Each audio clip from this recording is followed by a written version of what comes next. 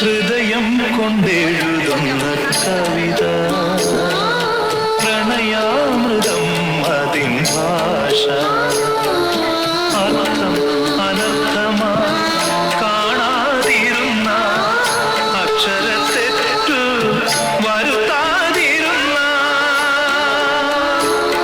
അത് മഹാകാവ്യം ദാമ്പത്യം ഒരു മഹാകാവ്യം. സ്നേഹവിശ്വാസങ്ങളുടെ വിനിമയം സംശയത്തിന്റെ കണ്ണിൽ ചൂടിട്ട് പാടുമ്പോൾ ജീവിതം എന്ന മഹാകാവ്യത്തിൽ അശ്രദ്ധത്തിന്റെ കടപുരളുന്നു. പ്രണയത്തിന്റെ പൂക്കാലത്തിനപ്പുറം പ്രതികാരത്തിന്റെ ഇരുൾ വഴികൾ തുറക്കുന്ന ഒരു ജീവിത മേൽക്കാഴ്ചയിലേക്ക് അവതരിപ്പിക്കുന്നു സെന്റ് ഫ്രാൻസിസ് വാർ.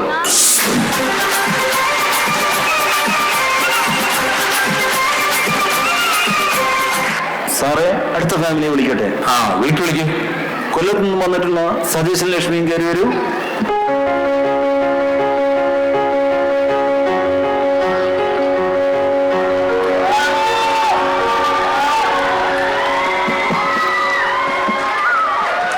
സതീശൻ അല്ലേ? ഇരിക്കിരിക്കെ.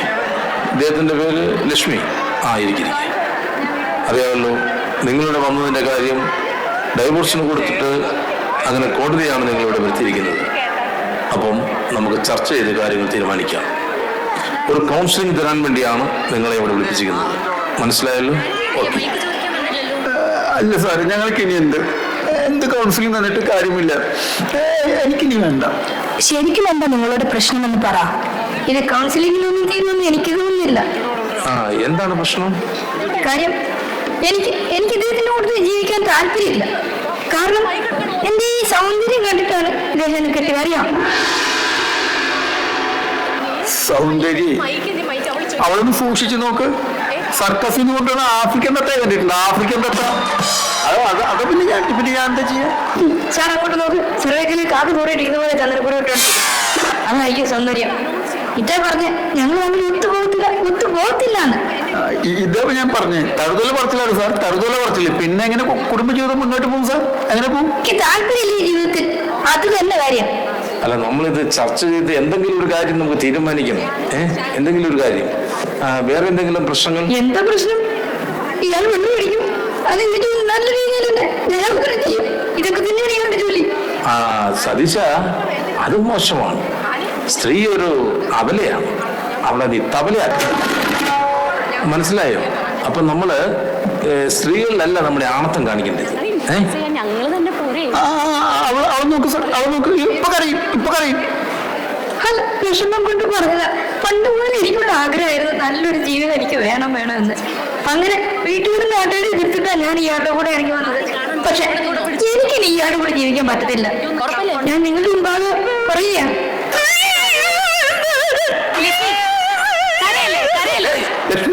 ലക്ഷ്മി, വീടല്ലത്. അത് നീ ആദ്യം മനസ്സിലാക്കുക. നിനക്ക് എന്തെങ്കിലും പറയാനോ? ഞാൻ പറയും.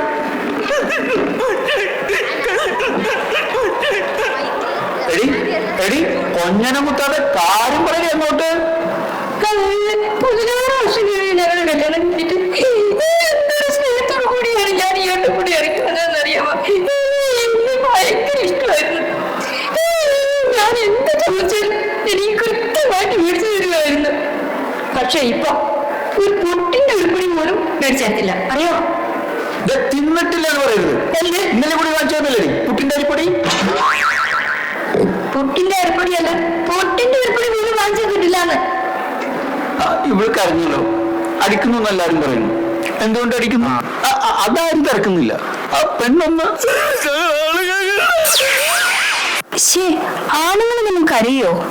സതീശ, കരയാതെ കാര്യം പറ. കാര്യം പറ. അടിക്കുന്നു എന്ന് പറയുന്നു. എന്താണ്? ഇവളുടെ ശരീരത്തിൽ ഇവളെക്കാളും ഇവളൊരു സാധനമുണ്ട്. അറിയാവോ? എന്താ? ഇവളുടെ നാക്ക്. ഈ നാക്ക് എന്നടങ്ങി ഒതുങ്ങിയിരിക്കുന്നു. അന്നേ കുടുംബജീവിതം മുന്നിട്ട് പോകും. അറിയാവോ? എനിക്കൊരു കാര്യം കൂടി പറയാനുണ്ട്.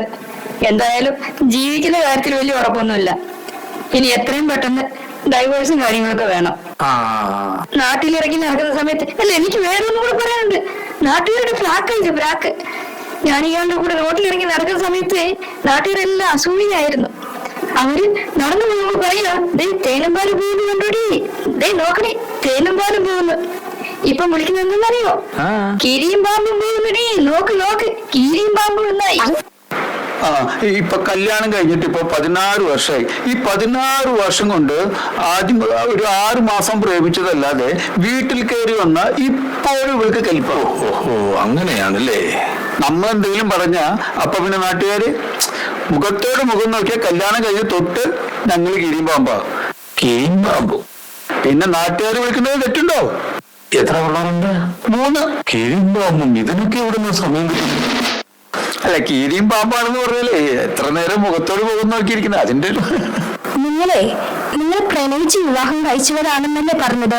അപ്പോൾ ആ സമയത്ത് നിങ്ങൾ പരസ്പരം ഒന്ന് മനസ്സിലാക്കിയില്ലേ? അതെ, പരസ്പരം മനസ്സിലാക്കാൻ എന്തായിരുന്നു? ഭയങ്കര വിശ്വാസമായിരുന്നു ഇദ്ദേഹത്തെ, ഭയങ്കര വിശ്വാസമായിരുന്നു. പ്രേമിച്ച് ഞങ്ങൾ ഒരു 6 മാസത്തോളം പ്രേമിച്ചു. 6 മാസം പ്രേമിച്ചിട്ടാ കല്യാണം കഴിച്ചത്. നമ്മള് നേരത്തെ ഒരു കേസ് പറഞ്ഞത് അവരുടെ കേസ് അതൊക്കെ തന്നെയായിരുന്നു. ഞങ്ങൾക്കാണെങ്കിൽ പിള്ളേരുമായി. ദേ ആറ്റുനോട്ടിരുന്നതാ. ഒരുപാട് നാളായി ഞങ്ങൾ പറഞ്ഞു കുഞ്ഞുങ്ങൾ വേണം, കുഞ്ഞുങ്ങൾ വേണം. ഇദ്ദേഹത്തിന് ഒരേ ആഗ്രഹം, ഒരാൺകുഞ്ഞ് തന്നെ മതിയെന്ന്. അത് ഞാൻ പണ്ട് പ്രേമിച്ചോണ്ടിരിക്കുമ്പോ പറഞ്ഞതാ എനിക്കൊരു ആൺകുഞ്ഞ്. അല്ല അത് വെച്ച് ഞാൻ ഉപദ്രവിക്കാനൊന്നും പോയിട്ടില്ല. പക്ഷെ എന്താ ചെയ്യാൻ, മുകളിലിരിക്കുന്നത് പെൺകുഞ്ഞിനെയാ. മുകളിലിരിക്കുന്നവനാരാ? തെല്ലിയാറാവുന്ന ഭാർഗവനോ? സതീഷ മിണ്ടാതിരിക്കെ, അവരൊന്ന് പറയട്ടെ. അയ്യോ അതല്ല, എനിക്ക് ദൈവം തരുന്നത് പെൺകുഞ്ഞിനെയാണ്. രണ്ടാമത് വീണ്ടും പ്രസവിച്ചത് പെൺകുഞ്ഞ്. അപ്പോഴും എന്നോട് ചെറിയൊരു പകുപോക്കല്, എന്നോട് തീരെ ഇഷ്ടമല്ല ആ സമയത്ത്. എനിക്കറിയാം, എന്നോട് ദേഷ്യം തോന്നി തുടങ്ങിയപ്പോ ഞാൻ എന്റെ വീട്ടിൽ പോയി 3 വർഷം അങ്ങ് താമസിച്ചു. അല്ല, 3ാമതൊരു കുട്ടി ഉണ്ടെന്നല്ലേ പറഞ്ഞത്? ഇടയ്ക്ക് ഒത്തുതീർപ്പിന് വേണ്ടി വക്കീൽ വിളിപ്പിച്ചായിരുന്നു ഒരു ദിവസം. കീരിയും പാമ്പിന്റെയും കാര്യം മാത്രമൊന്നും അല്ല, എനിക്ക് വേറൊരു കാര്യം കൂടി തുറന്നു പറയാനുണ്ട്. അതായത് ഇയാൾ ഒരു 8 മണി കഴിഞ്ഞാണ് ജോലി കഴിഞ്ഞ് വീട്ടിൽ വരുന്നത്. 8 മണിക്ക് ഞാനിത് 8 മണിക്ക് മാത്രം ജോലി കഴിഞ്ഞ് സ്ഥിരമായിട്ട് വരുന്നുള്ളൂ. ഇത് വെറുതെ പറയുന്നതാണ്. ഇവരിത് എല്ലാം കൊണ്ടും. അല്ലല്ല, ഇവര് നമ്മളെ ഉപദ്രവിക്കാറുണ്ടോ ശാരീരികമായിട്ട്? ഏട്ടന്റെ ജോലി കഴിഞ്ഞ് 8 മണിക്ക് വീട്ടിലെത്തുന്നത്. ജോലി കഴിഞ്ഞ് 8 മണിക്ക് വീട്ടിലെത്തും. പോയി കുളിയൊക്കെ കഴിഞ്ഞ് ഒരു 9 മണിയാകുമ്പോ വരും. ഒരു 9 മണിയാകുമ്പോ ചോറ് കഴിച്ച് ഞങ്ങളൊരു 10 മണിയാകുമ്പോ കിടക്കും. പിള്ളേരെല്ലാം ഉറങ്ങിക്കഴിഞ്ഞാൽ പിന്നെ കോളാ. അതൊക്കെ നിങ്ങളുടെ കാര്യം, അതൊന്നും ഇവിടെ പറയരുത്. അയ്യോ അതല്ല, ഫോൺ കോളാണെന്ന്. ഫോൺ കോൾ വരും രാത്രി ഫോൺ കോൾ വന്ന് ഭയങ്കര സംസാരമാണ് രാത്രിയില്. ഞാൻ പറയട്ടെ, നോക്കിയില്ല, അടക്കി പിടിച്ചുള്ള സംസാരമാണ്. ആരൊക്കെ സംസാരിക്കുന്നു ചോദിക്കും. ആരുടെ അടുത്താ സതീശ സംസാരിക്കുന്നത് ഈ രാത്രി? ആരോട് പറയാ, ആരോട്? രാത്രിയിലാവുമ്പോ ശരിയാണ്, ഒരു 10-10 അപ്പൊ നമ്മുടെ കോൺട്രാക്ടർ വിളിക്കും. അതിന് അടക്കി പിടിച്ച് സംസാരിക്കേണ്ട കാര്യം എന്താ? കോൺട്രാക്ടർ വിളിക്കുമ്പോ ഇങ്ങനെയാണോ ഫോൺ ചെയ്യുന്നത്? ഹലോ, അമ്മ ഉറങ്ങിയോ? ഇതൊക്കെ കോൺട്രാക്ടറിനോട് ചോദിക്കേണ്ട വല്ല കാര്യമുണ്ടോ? അത് ശരിയല്ലേ? അതെ, അടക്കി പറഞ്ഞ ശരിയാ. പുള്ളിക്ക് എന്റെ അറ്റാക്ക് വന്നു കഴിഞ്ഞിട്ടുള്ളതാണ്. ഞാൻ പൊട്ടിത്തെറിച്ച് എന്തെങ്കിലും പറഞ്ഞു കഴിഞ്ഞാൽ അദ്ദേഹത്തിന് എന്തെങ്കിലും അറ്റാക്ക് വന്നാൽ ആദ്യം സമാധാനം പറയും. അതുകൊണ്ടല്ലേ, അതുകൊണ്ടാ സാറേ ഉറങ്ങാൻ നേരത്തെ കോൺട്രാക്ടിന്റെ ഉമ്മയും കൊടുത്ത് കിടക്കുന്ന ഇങ്ങനെ. കോൺട്രാക്ടറിന് ഉമ്മ കൊടുക്കേണ്ട കാര്യം എന്താ? എന്റെ അച്ഛന്റെ സ്ഥാനത്ത് ഞാൻ കോൺട്രാക്ടർ കാണുന്നത് അറിയോ? അത് ആരും മനസ്സിലാക്കാത്ത എന്താ? ഇതൊക്കെ പ്രശ്നം. ഇങ്ങനെയാന്ന് വന്നപ്പോഴേ എനിക്ക് തോന്നി ഈ ബന്ധം ഇനി മുമ്പോട്ട് പോകുകയെന്ന്. ഇന്ന് രാവിലെ കയ്യോടെ പിടിച്ച് ഞാൻ വേറൊരു സംഭവം ഉണ്ടായേ. രാവിലെ ഒരു കോൾ വന്നു. ഞാൻ ഓടിച്ചൊന്ന് കോൾ എടുത്തതും ചെവി വെച്ചതും ഒരു പെണ്ണിന്റെ ശബ്ദം, നല്ലൊരു പെണ്ണിന്റെ ശബ്ദം. ഇത് കേട്ടതും ഓടി വന്ന് ഫോൺ തട്ടിപ്പറിച്ച ഒരു ഒറ്റ ഓട്ടം. വയലിൽ പോയി 10 മിനിറ്റ് ഇരുന്ന് സംസാരിച്ചയാണ്. ഏത് പെണ്ണാണ് സതീശ അത്? അവള് പറഞ്ഞത് സത്യമാണ്. ഏത് പെണ്ണാ അത്?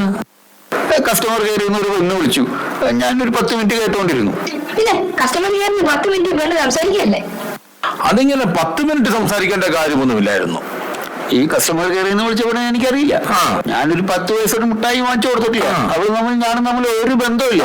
പക്ഷെ അവളുടെ മുത്തുമണി വീണ പോലെയുള്ള സംസാരം കേട്ടുണ്ടല്ലോ, ആരും വീണു പോകും. പക്ഷെ ചെലവിന് കൊടുത്ത് ഞാൻ കൊണ്ടുവന്ന വ്യക്തിയുണ്ടല്ലോ, അവള് പറയണ കേട്ടിട്ടുണ്ടോ? ഇങ്ങനെയൊക്കെ കേൾക്കുന്നവൻ ഇത് കേൾക്കുമ്പോ ഒരു 10 മിനിറ്റ് നിന്ന് പോവില്ലേ? അല്ലല്ല, സതീശന്റെ ഭാഗത്തും ശരിയുണ്ട്. സംശയമുണ്ട്, എനിക്ക് ഇയാളെ സംശയമുണ്ട്. എനിക്ക് ഇയാളുടെ കൂടെ കൂടുതൽ മുമ്പോട്ട് പോകാൻ താല്പര്യമില്ല, പറ്റത്തില്ല. 7 മണിക്ക് നേരത്തെ വരുവാണെന്ന് കൂട്ടിക്കോ. 7 മണി മുതൽ 8 മണി വരെ ഞാൻ വാഴത്തോപ്പില. വാഴത്തോപ്പിലൊക്കെ എന്തിനാ സതീഷ പോണേ? മൊബൈല് വാട്സപ്പ് ആണ് അവൾ ഉദ്ദേശിക്കുന്നത്. അവളുടെ ഒരു സംസ്കാരവും പാരമ്പര്യവും ഒക്കെ വെച്ച് അതാ അവിടെ പോയി ഞെക്കിക്കളിയാ. ഇതാ ഇവിടുത്തെ മെയിൻ പ്രശ്നം. ഉപദ്രവിക്കാറുണ്ടോ? മദ്യപിച്ചിട്ട് ഉപദ്രവിക്കാറുണ്ടോ? ഉപദ്രവിക്കും, നല്ല ഉപദ്രവിക്കും. ഉപദ്രവിക്കുന്നല്ല, ഉപദ്രവിക്കുവോ? എന്നെ ഉപദ്രവിക്കുന്നത് അത് പറയുമ്പോ എനിക്കും പറയാനുണ്ട്. ഈ ലോകത്ത് നിങ്ങളൊരു ഭാര്യ ഭർത്താക്കന്മാരല്ലേ? നിങ്ങൾക്ക് മനസ്സിലാവില്ലേ? ഞങ്ങളെ കൗൺസിലേഴ്സ്. നല്ല ചേർച്ചയുണ്ട്, അതുകൊണ്ട് പറഞ്ഞത്. നമ്മൾ പണി കഴിഞ്ഞിട്ട് ഇങ്ങോട്ട് വന്നാ ഒരു ഗ്ലാസ് വെള്ളം കെട്ടിടേ ഇവരെ എടുത്തു തരത്തില്ല. പണി കഴിഞ്ഞിട്ട് വരുന്ന ഒരു വ്യക്തിയാണ്. പിന്നെ തീർച്ചയായിട്ടും ലക്ഷ്മി, ഇത്രയും കഷ്ടപ്പെട്ടിട്ട് നിങ്ങൾക്ക് വേണ്ടിയാണല്ലോ അങ്ങേര് അധ്വാനിച്ചു കൊണ്ടുവരുന്നത്. അപ്പോൾ ആ പണി കഴിഞ്ഞ് വരുമ്പോൾ ഇത്തിരി വെള്ളം എടുത്തു കൊടുത്താൽ എന്താ കുഴപ്പം? ആണ്, പണി കഴിഞ്ഞ് വരുന്ന സമയത്ത് ഒരു പൈന്റുമായിട്ട് ഇങ്ങോട്ട് വരുന്നത്. അതിന് ഒഴിക്കാനുള്ള വെള്ളമാ എന്നോട് ചോദിക്കുന്നത്. എടുത്തു കൊടുക്കണം, വേണം. അത് വേണ്ട. ഈ അനുകൂലം കൊണ്ട് എടുത്തു കൊടുക്കാം. മിക്ക ദിവസങ്ങളിലും രാത്രി അത് പുറത്തു പറയാൻ പറ്റത്തില്ല. അതല്ല മിക്ക ദിവസങ്ങളിലും ഞാൻ രാത്രി കണ്ണീര് കുടിച്ചാ കിടന്നുറങ്ങുന്നു. ഞാനങ്ങ് പേടിച്ചു പോയി. ഞാൻ വിചാരിച്ചു സതീശ, അത് തെറ്റാണ്. കള്ളു കുടിച്ചിട്ട് വന്നൊരു ഭാര്യയെ കരയിപ്പിക്കുക, അത് തെറ്റാ. അവള് കണ്ണീര് കുടിക്കണ്ടെങ്കിൽ ഞാൻ കള്ളു കുടിക്കണ്ടല്ലോ. അല്ല, ഒരാൾ മാത്രം കുടിക്കുന്ന കേസുണ്ടല്ലോ. ഇനി ഒരു തീരുമാനം കൂടി എടുക്കാം. ഒരു 5 മിനിറ്റ് സമയം നിങ്ങൾക്ക് രണ്ടുപേർക്കും തരിക. ഇതെല്ലാം രണ്ടുപേരുടെ ഈഗോയുടെ പ്രശ്നമാണ്. ഒരു 5 മിനിറ്റ് പറഞ്ഞാൽ തീരാവുന്ന പ്രശ്നങ്ങളേ ഉള്ളൂ. നല്ലൊരു റിസൾട്ടിന് വേണ്ടി നമുക്ക് കാത്തിരിക്കാം.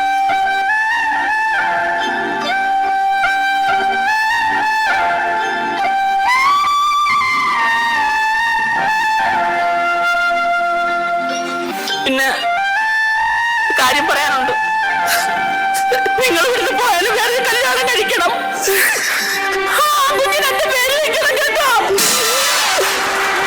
ലക്ഷ്മി കുട്ടി ആർക്കൊഞ്ച് ഇട്ടിട്ട് വേണം അവൻ വളർന്നു വരുമ്പോ കവാളം പോലെ എനിക്ക് തരാൻ. അവിടെ ചിന്ത അവത്തും പറ്റി. ഇനി പറ്റില്ല. ഇനി എന്നേക്കായി സൗന്ദര്യമുള്ള ഒരാളെ കെട്ടണം. റിസ്ക് ആണെന്ന് എനിക്കറിയാം. എങ്കിലും കണ്ടുപിടിച്ച സന്തോഷം നല്ലൊരു കുടുംബിനിയായിട്ട് ജീവിക്കണം. സമയം കിട്ടുമ്പോൾ സ്കൂൾ അടിക്കണം കേട്ടോ. ഒരു കാര്യം കൂടെ മനസ്സിലാക്കണം. എന്നെക്കാൾ നല്ലൊരാളെ ചേട്ടന് കിട്ടുമ്പോ ചേട്ടൻ വളരെ സന്തോഷമായിട്ട് നടക്കും. പക്ഷെ ഞാനിവിടെ വീട്ടിൽ നിന്ന് പോയാലും നമ്മുടെ കോഴികളെയും താറാവിനെയൊന്നും എടുക്കാൻ മറക്കല്ലേ. ഞാൻ പറഞ്ഞ പശുവിന് വെള്ളം കൊടുക്കണം, രാത്രി വിളക്ക് വെച്ച് മണിക്ക് വെക്കണം, എല്ലാ പണികളെല്ലാം ചെയ്യണം കേട്ടോ. ഞാനില്ലെന്നൊരു അതിന് കുറവ് വരുത്തല്ലേ കേട്ടോ. ഇത്രയും പണികൾ ഞാൻ ചെയ്യുന്നെങ്കിൽ പിന്നെ ഞാൻ എന്തിനാണ് ഇതിന് വിട്ടുകൊടുക്കുന്നത്? ഞാനൊന്നും കൂടെ ചോദിക്കുക. നമുക്ക് പിരിയാതിരുന്നൂടെ? വേണ്ട കേട്ടോ, വേണ്ട.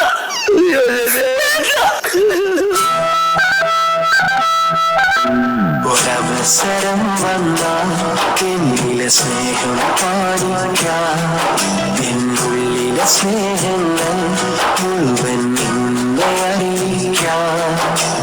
കീറി മുറിച്ച് നെഞ്ചു പിളർത്തി കാണണമോ എൻ സ്നേഹം. അലറി വിളിച്ച് നാലാക്കെ കാണണമോ എൻ സ്നേഹം. ഈ ജനം മുഴുവൻ പൊള്ളിച്ച് അറിയിക്കണമോ. അയ്യോ, ഹലോ, എന്താ എന്താ ബോധം കിട്ടിയത്? നിങ്ങൾ മൂക്കിലാണ് അടിച്ചു? ആവശ്യമില്ലാത്ത പറയരുത്. ആര് മൂക്കിലടിച്ചെന്ന്? ഇതിനല്ല പോലീസ് നിങ്ങളെ ഒറ്റക്കാക്കിട്ട് പോയത്? ഇച്ചിരി വെള്ളം എടുത്തുകൊണ്ട് വാ. വെള്ളം കൂടെ. ഡോക്ടറല്ലേ? അടുത്ത് ഞാൻ ഡോക്ടറെ വിളിച്ചുകൊണ്ട് വരാം. എന്താ പറ്റി? ഇയാളെ വന്ന് മൂക്കിനടിച്ചിട്ട്. ആര് മൂക്കിലടിച്ചെന്നാണ് നിങ്ങൾ പറയണേ? ഒറ്റ ഇടിക്കുകയാണ്, താഴെ കിട്ടും. അതേ കൊണ്ടുവരൂ. യെസ് സതീശ, ഇത് നിങ്ങളുടെ വീടല്ലത്. ഇതിനൊക്കെ സമാനതകൾ വരേണ്ടി വരും.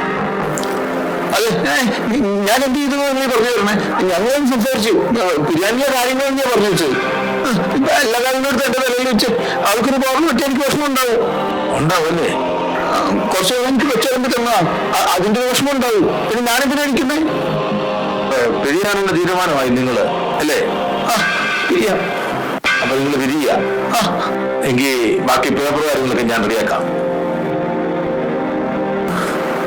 ഡോക്ടർ, എന്താണ് സംഭവിച്ചത്? ആ സ്ത്രീയുടെ ഹസ്ബൻഡ് അല്ലേ സതീശൻ? അതെ അതെ, സതീശൻ, നിങ്ങൾ വീണ്ടും ഒരു അച്ഛനാവാൻ പോകുന്നു.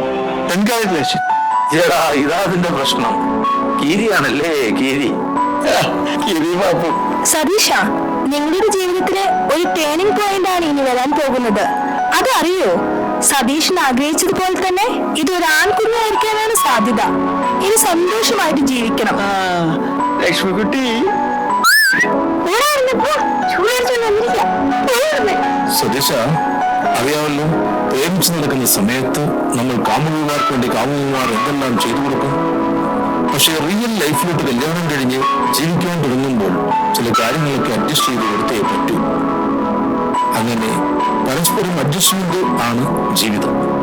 അങ്ങനെ മുന്നോട്ട് പോയി വളരെ സന്തോഷത്തോടെ കഴിഞ്ഞ് മക്കളും മറ്റ് ജീവിക്കുവാൻ പഠിക്കുമ്പോഴാണ് കുടുംബം എന്ന സ്വപ്നം യാഥാർത്ഥ്യമാകുന്നത്.